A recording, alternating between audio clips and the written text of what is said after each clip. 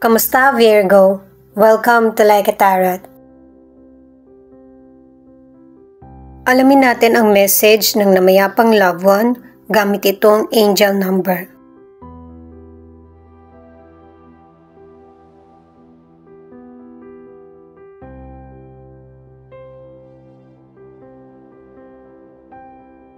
Five, five, five.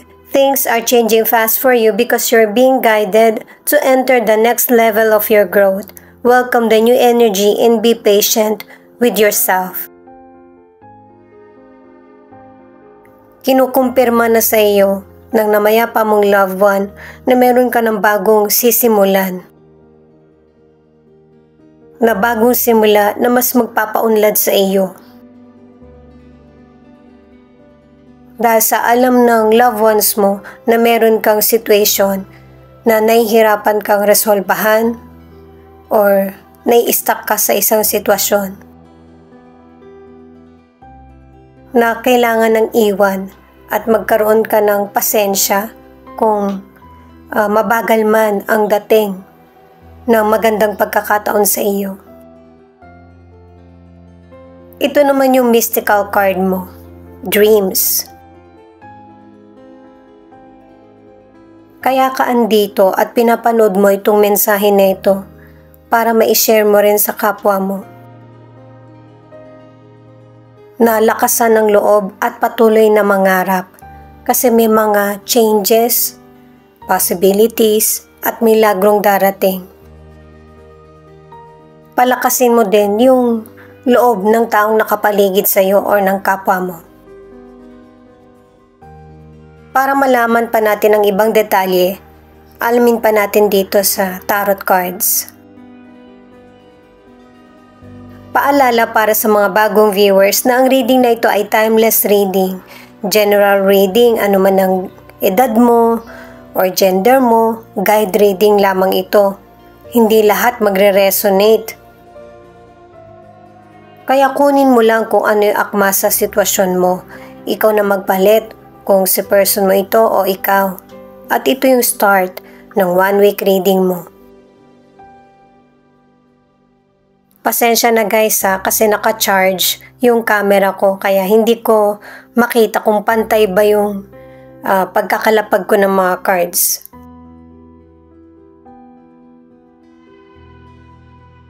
Ten of Swords, Page of Swords, Two of Pentacles. Kaya pala sinabi sa mystical cards, yung dreams, kasi yun yung dapat mong ipagpatuloy.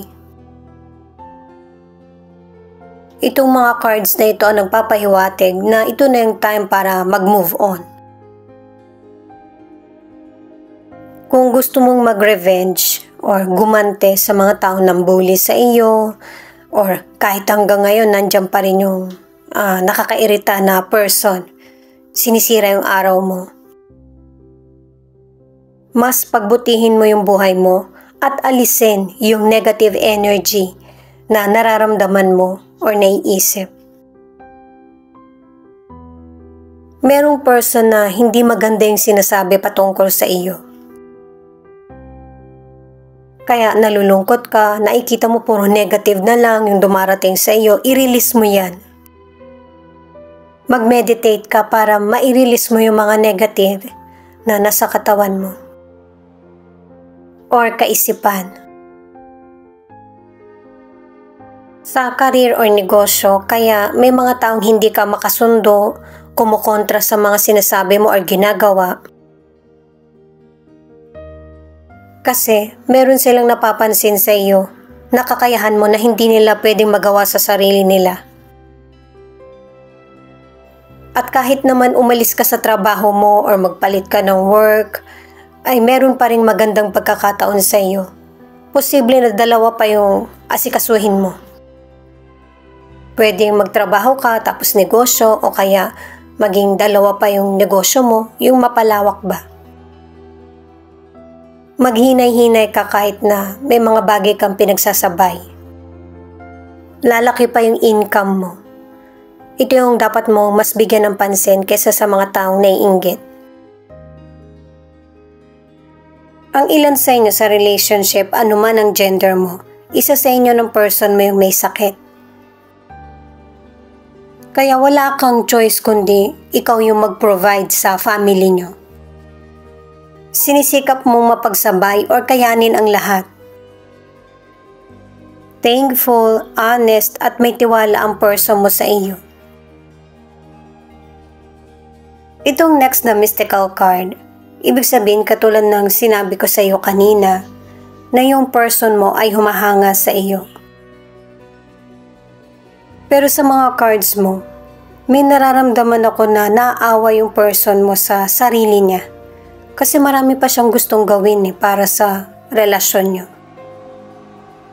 Naawa din siya sa iyo kasi marami kang isinasakripisyo para sa relationship niyo. At nagpapatuloy pa rin ito kahit na meron kayong mga pinagdaraanan.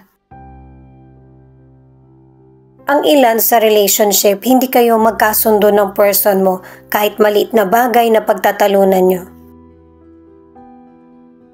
Merong person na nawalan ng pag-asa, kaya kahit yung relasyon ay nadadamay.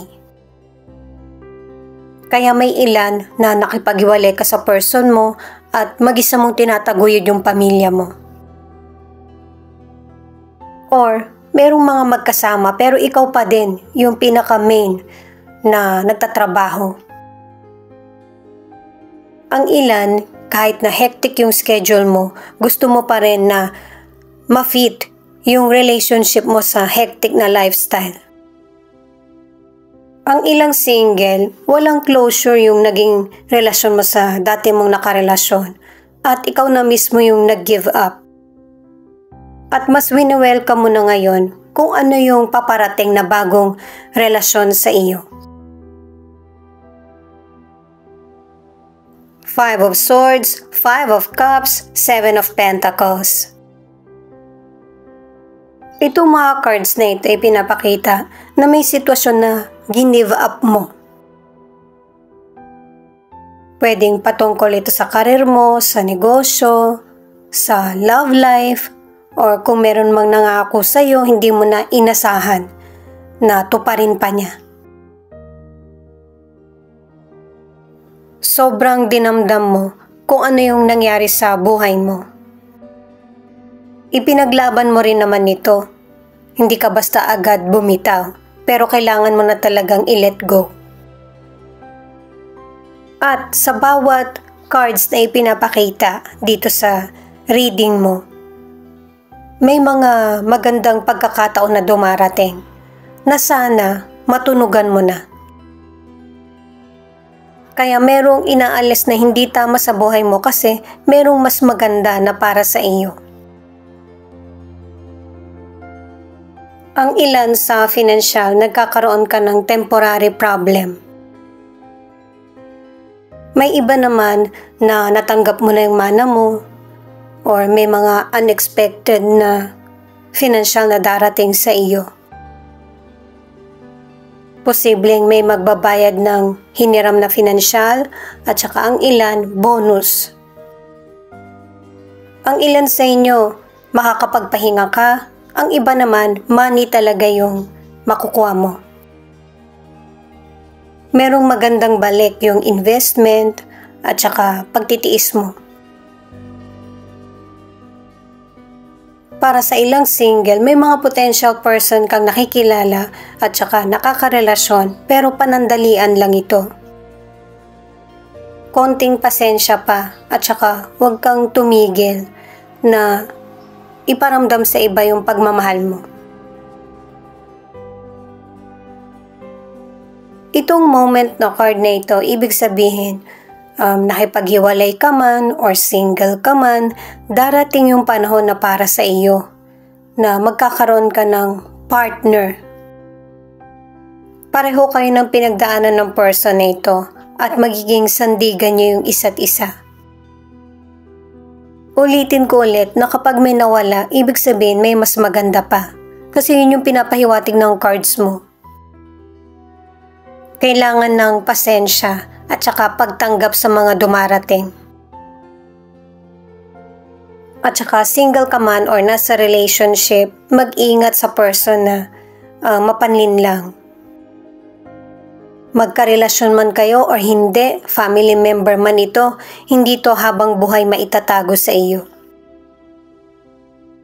Lalo na't ang ilan sa relationship kaya kayo nagkahiwalay ng person mo kasi merong cheating issue. Posibleng sa financial o kaya sa love or pareho niyang ginawa. Pero magkakaroon ng pagsisisi sa maling nagawa ng person na ito. Ace of Wands, Knight of Cups, the Emperor. Kaya pala magsisisi yung person. Kasi malaki na yung changes na nangyayari sa buhay mo. Mas nai-enjoy mo yung buhay mo na single ka o kaya yung kahit meron ka ng pamilya. Nagkaroon ng improvement yung pagsisikap mo. At saka yung mga desisyon mo ay kumbaga wala nang pag-aalinlangan. May ilan sa inyo na nagpalit ka ng trabaho o kaya ng negosyo na mas lalo mong napaunlad yung kakayahan mo. Yung iniiyakan mo na kalungkutan, marami ng saya na magaganap. Ipagpapasalamat mo yung mga pagbabagong nangyayari sa buhay mo, sa love life man, sa career, or sa negosyo. Kahit nasa mga nag-aaral, may magandang patutunguhan yung buhay mo kasi nasa future na tayo. Marami kang pinagdaanan, pero nakatulong sa buhay mo. Ang ilan sa inyo sa kalusugan, positive yung mga cards na kung meron ka mang sakit, merong recovery. May ibang person naman na pinag-iingatan mo yung katawan mo. Kumbaga may exercise o kaya walking. May mga limitation at saka healthy na yung kinakain mo. Kasi may ilang Virgo, nasisikapin mo talaga na hindi magkasakit dahil kahit hanggang dito sa future magiging busy ka pa din. Pero happy ka na sa mga ginagawa mo. Para sa ilang single, yung mga potential person na dumarating sa iyo may pagka-immature or hindi akma sa iyo yung kasing edad mo. Mas makakabuti para sa iyo yung mas may edad ng 7 hanggang 10 taon. O kaya higit pa kasi nasa kanya yung love na hinahanap mo. At saka posible rin sa ilang single na yung potential person na para sa iyo wala sa bansa natin, nasa ibang lugar. Makikilala mo yung person online. Malaki din yung chance na magkita kayo. Ito naman yung feelings ng person mo na pwede rin ipakita kung ano yung feelings mo kasi connected kayo sa isa't isa. Nagkaroon ka ng relasyon na sa umpisa ay masaya pero unti-unti yung bang nagkakalabuan na, lumalayo yung loob nyo sa isa't isa. Nagkaroon ng ending yung relationship nyo ng person mo. Pwedeng dahil nga sa naunang cards, may sakit siya o kaya dahil sa nagkakalabuan kayo or merong hindi pinagkakasunduan. Darating na muli yung bagong relasyon na mas magtatagal at pahalagahan nyo yung isa't isa. Pareho na kayong open para sa bagong simula at saka nagkakaroon na rin ng healing dahil sa natutulungan nyo yung isa't isa sa mga nakaraang napagdaanan. Itong person mo gusto niya yung mga outdoor activities. Yun yung marami kayong memories na gagawin or sisimulan. Malaking tulong ito sa inyong dalawa na makilala ang isa't isa. At dito naman sa card na ito, ay nagkakaroon ka na ng respeto sa sarili mo at saka mas minamahal mo pa yung sarili mo. Mas masaya na yung buhay mo. Kaya may mga sitwasyon na hindi umaakma sa'yo kasi may mga tao talaga na hindi nararapat. Kaya mas ibinibigay sa'yo kung sino yung totoong soulmate mo. At kahit na binabasa ko lang yung tarot cards mo, ang hirap ng pinagdaanan mo, tsaka hindi naman kasi ganun kadali na baguhin natin yung buhay natin.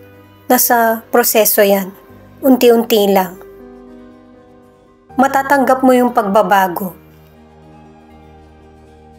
Ang ilan sa relationship bago na yung karelasyon mo or napangasawa mo. Mas magtatagal ang relasyon nyo. Gemini, Aries, Sagittarius, Pisces. Yan yung ilan sa 12 zodiac sign na nangunguna sa reading na ito. Ito naman yung mga letra na posibleng andito yung letra ng pangalan ng person mo or letra ng pangalan mo. A, R, I, U, L, B.